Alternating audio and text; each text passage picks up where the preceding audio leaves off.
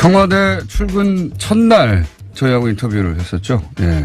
이제 자연인으로 돌아왔습니다. 박수현 전 청와대 대변인 전화 연결됐습니다. 안녕하세요.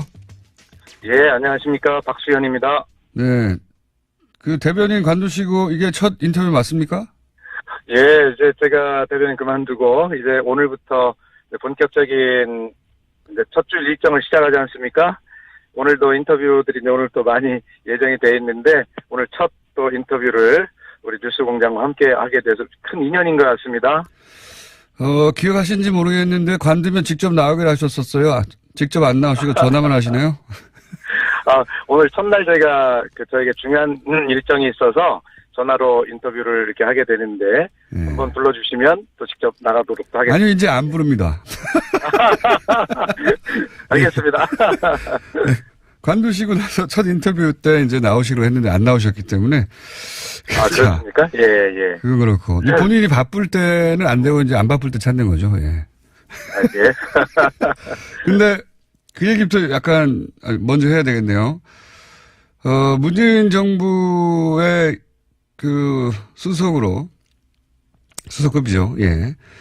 이 일을 하시다가 관두신 첫 번째 주요 인사신데 우선 해보니까 생각하고 다른 점이 있던가요? 너무 힘들다든가 근무 강도가 너무 세다 아니면 예, 당연히 그렇죠. 제가 아시다시피 19대 국회의원 시절에 당에서 대변인만 3번을 했었습니다. 예. 원내 대변인 2번에 당 대변인 1번 했는데 그래서 청와대 대변인이 됐을 때 그래 좀 나도 잘할 수 있지 않을까라고 잠깐 그런 생각을 했는데 이건 가자마자 여지없이 그런 기대가 깨지더군요. 우선 첫째로 그 책임감이나 업무 강도 이런 것들에 대해서 굉장히 그 상상 이상이었습니다. 한마디 한 회의 대변인의 실수가 그 미치는 파장이 굉장히 큰 자리이기 때문에 그런 것이 굉장히 좀 힘들고 어떤 긴장의 연속이고 그런 거였던 것 같습니다. 그래요? 근무 강도, 그러니까 그 정도로 말씀하시니까 크게 피부에 와닿지 않습니다. 예를 들어서 설명해 주세요. 구체적인 예를 들어 설명해 주세요. 예를 들면 통상 대변인 생활이 어떠냐 이렇게 많이 물어보시던데 달리 설명할 길이 없어서 그냥 하루 24시간 중에 20시간 근무하신다고 보면 됩니다. 이렇게 말씀을 드렸는데요.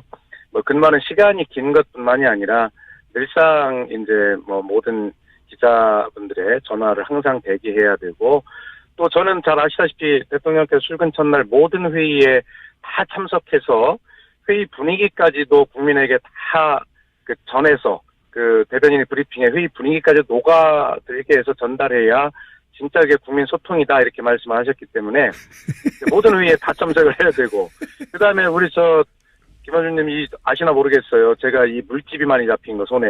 왜요? 이게 상상을 못 하시겠지만요. 그 모든 회의에 나오는 대통령의 말씀이나 그 발언자들의 참석자들의 발언 이런 것들을 대변인 수첩에 수기로 전부 기록을 해야 됩니다. 왜요? 아니 요즘 녹음기도 있고 그렇지 않습니다. 스마트 기기도 있는데 국정 기록을 위해서 그런 녹음이나 이런 것들을 활용한다 하더라도요. 대변인은 바로 회의가 끝나자마자 브리핑을 해야 되지 않습니까? 그렇군요. 그런데 녹음을 풀고 정리하고 하려면 시간이 많이 걸리기 때문에 그런 첨단 기기들이 다 무용지물입니다. 그래서 이제 하루 종일 수기로 적다 보니까 물집이 손에 생기셨어요? 처음에 한 1, 2주일 만에 물집이 생겼고요.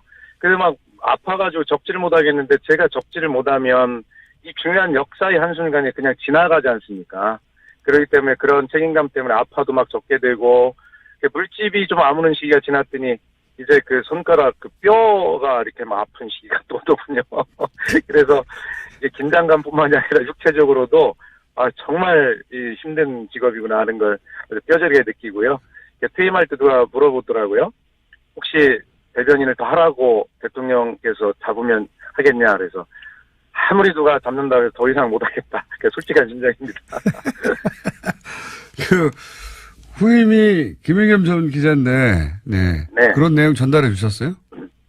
예, 그런 거 이미 언론에도 많이 났었고요. 그 다음에 김의겸 대변인에게 이제 그런 굉장히 중요한 일이기 때문에요. 그래서 어떤 그런 긴장감을 가지고 해야 된다라고 전달을 했고, 그다음에 춘추관 출입하는 기자들, 되게 뭐 국민들을 대표해서 궁금한 걸 묻고 취재해서 전달하고 이런 역할 아니겠습니까? 그래서 기자들 때로는 막 짜증도 나고 화가 나는 질문도 많이 하겠지만 그런 거를 잘 국민의 목소리라 질문이다 여기고 그렇게 잘 하여튼 대응하기를 그런데 이렇게 그런 것들을 좀 잘 설명을 해주고 나왔습니다. 예. 그런 거 말고요. 물집이라든가 뼈 아픈 거 이런 거에 대한 대응책 그런 게 중요하죠. 예.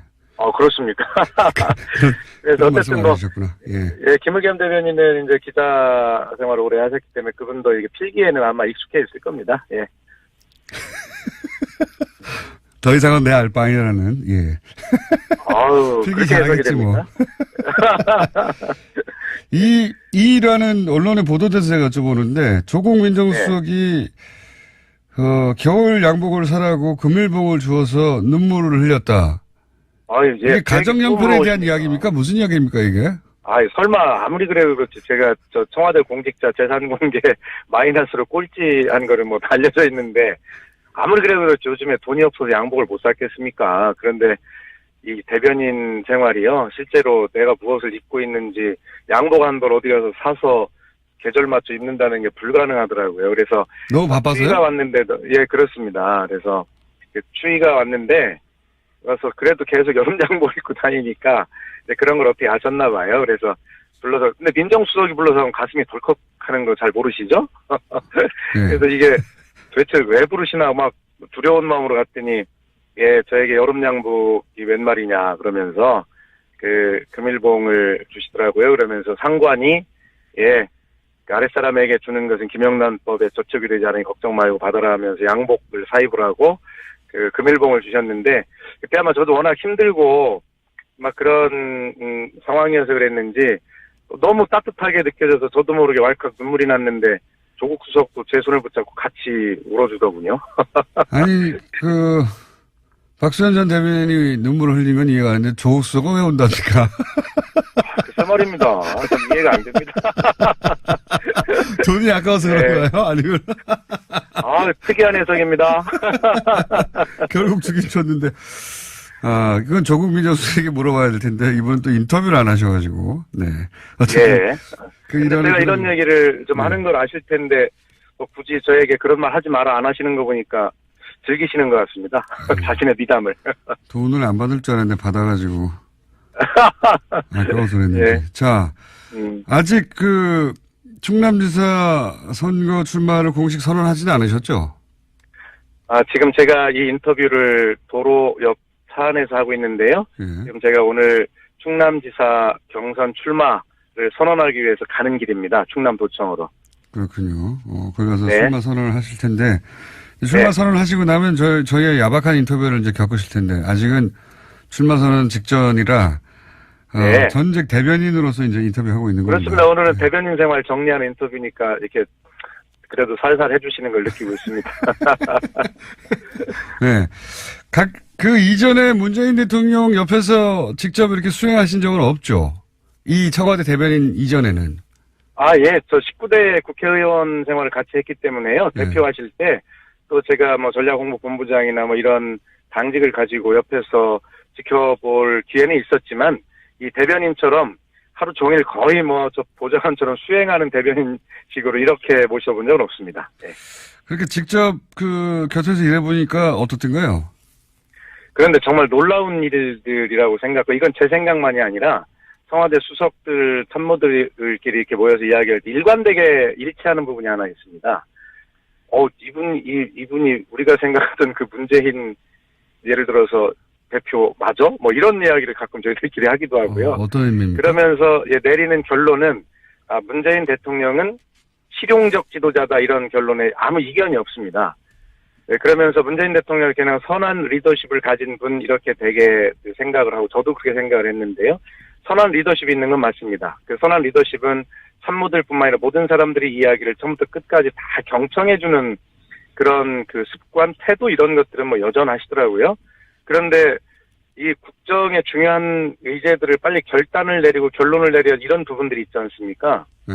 그런 부분들에 대해서 경청하되 결단이 빠르다라고 하는 것을 놀랍게 좀 8개월 동안 일관되게 지켜보고요.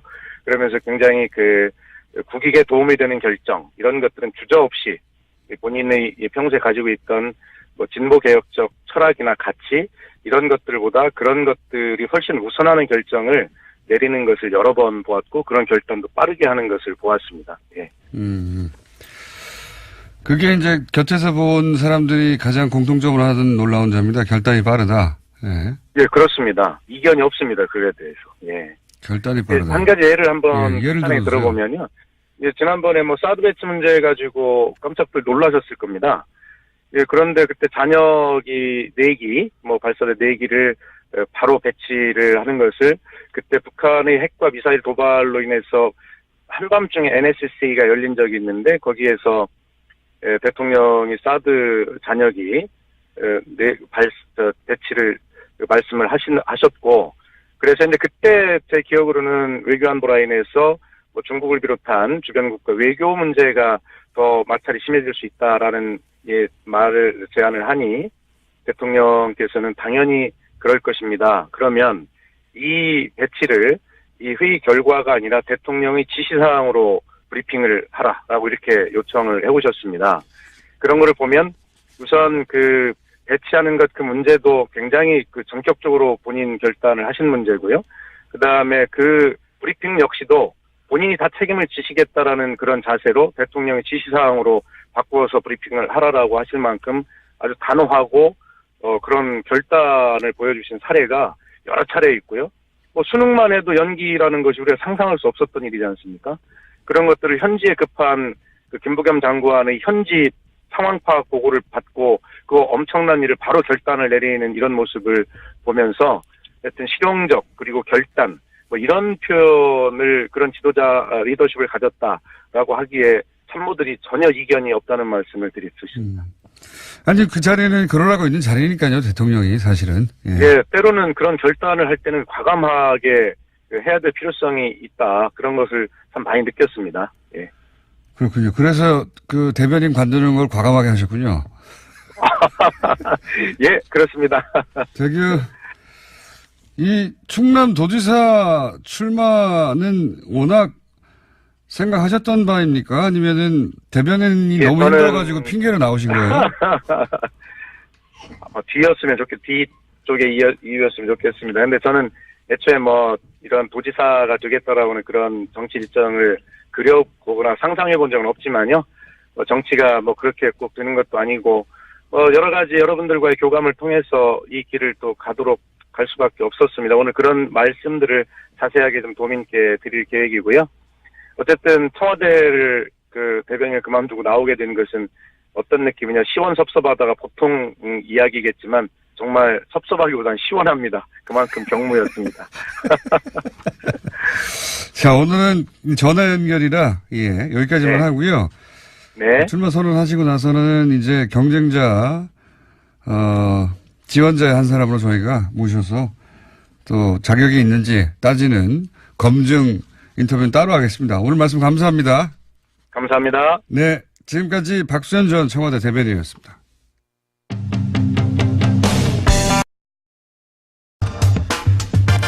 청와대 출근 첫날 저희하고 인터뷰를 했었죠. 예, 이제 자연인으로 돌아왔습니다. 박수현 전 청와대 대변인 전화 연결됐습니다. 안녕하세요.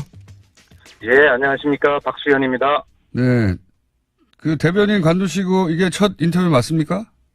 예, 이제 제가 대변인 그만두고 이제 오늘부터 본격적인 이제 첫 줄 일정을 시작하지 않습니까?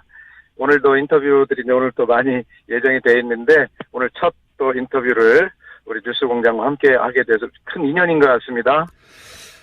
기억하시는지 모르겠는데 관두면 직접 나오기로 하셨었어요. 직접 안 나오시고 전화만 하시네요. 오늘 첫날 제가 저에게 중요한 일정이 있어서 전화로 인터뷰를 이렇게 하게 되는데 한번 불러주시면 또 직접 나가도록 하겠습니다. 아니요, 이제 안 부릅니다. 알겠습니다. 또 저는 잘 아시다시피 대통령께서 출근 첫날 모든 회의에 다 참석해서 회의 분위기까지도 국민에게 다 전해서 대변인의 브리핑에 회의 분위기까지 녹아들게 해서 전달해야 진짜 이게 국민 소통이다 이렇게 말씀을 하셨기 때문에 모든 회의에 다 참석을 해야 되고 그다음에 우리 김원준님이 아시나 모르겠어요. 제가 이 물집이 많이 잡힌 거 손에. 왜요? 이게 상상을 못 하시겠지만요. 그 모든 회의에 나오는 대통령의 말씀이나 그 발언자들의 참석자들의 발언 이런 것들을 대변인 수첩에 수기로 전부 기록을 해야 됩니다. 왜요? 아니 요즘 예. 녹음기도 있고 뭐 그렇지 않습니다. 스마트 기기도 있는데 예, 국정 기록을 위해서 그런 녹음이나 이런 것들을 활용한다 하더라도요. 대변인은 바로 회의가 끝나자마자 브리핑을 해야 되지 않습니까? 아 그렇군요. 예, 그런데 녹음을 풀고 정리하고 하려면 시간이 많이 관두시고 나서 첫 인터뷰 때 이제 나오시기로 했는데 안 나오셨기 때문에. 아, 그렇습니까? 예, 예. 그건 그렇고. 본인이 바쁠 때는 안 되고 이제 안 바쁠 때 찾는 거죠. 예. 아, 예. 근데 그 얘기부터 약간 먼저 해야 되겠네요. 문재인 정부의 그 수석급이죠. 예. 이 일을 하시다가 관두신 첫 번째 주요 인사신데 우선 해보니까 생각하고 다른 점이 있던가요? 너무 힘들다든가 근무 강도가 너무 세다 뭐 아니면 아, 예, 당연히 그렇죠. 제가 아시다시피 19대 국회의원 시절에 당에서 대변인만 3번을 했었습니다. 예. 원내 대변인 2번에 당 대변인 1번 했는데 그래서 청와대 대변인이 됐을 때 그래 좀 나도 잘할 수 있지 않을까라고 잠깐 그런 생각을 했는데 뭐 이건 뭐 가자마자 여지없이 그런 기대가 깨지더군요. 우선 첫째로 그 책임감이나 업무 강도 뭐 이런 것들에서 굉장히 그 상상 이상이었습니다. 뭐 한마디 한 회의 대변인의 실수가 그 미치는 파장이 굉장히 큰 자리이기 때문에 막 그런 것이 굉장히 좀 힘들고 어떤 긴장의 연속이고 뭐 그런 거였던 것 같습니다.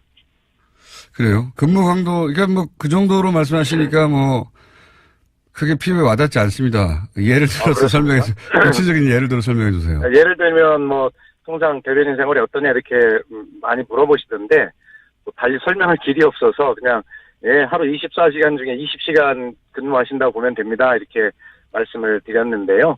뭐 근무하는 시간이 긴 것뿐만이 아니라 늘상 이제 뭐 모든 기자분들의 전화를 항상 대기해야 되고 걸리기 때문에 그런 첨단 기기들이 다 무용지물입니다. 아, 그래서 이제 네. 하루 종일 수기로 적다 보니까 물집이 손에 생기셨어요? 처음에 한 1, 2주일 만에 물집이 생겼고요.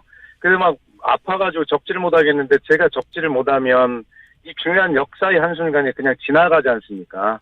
그렇기 때문에 그런 책임감 때문에 아파도 막 적게 되고 물집이 좀 아무는 시기가 지났더니 이제 그 손가락 그 뼈가 이렇게 막 아픈 시기가 또 오더군요.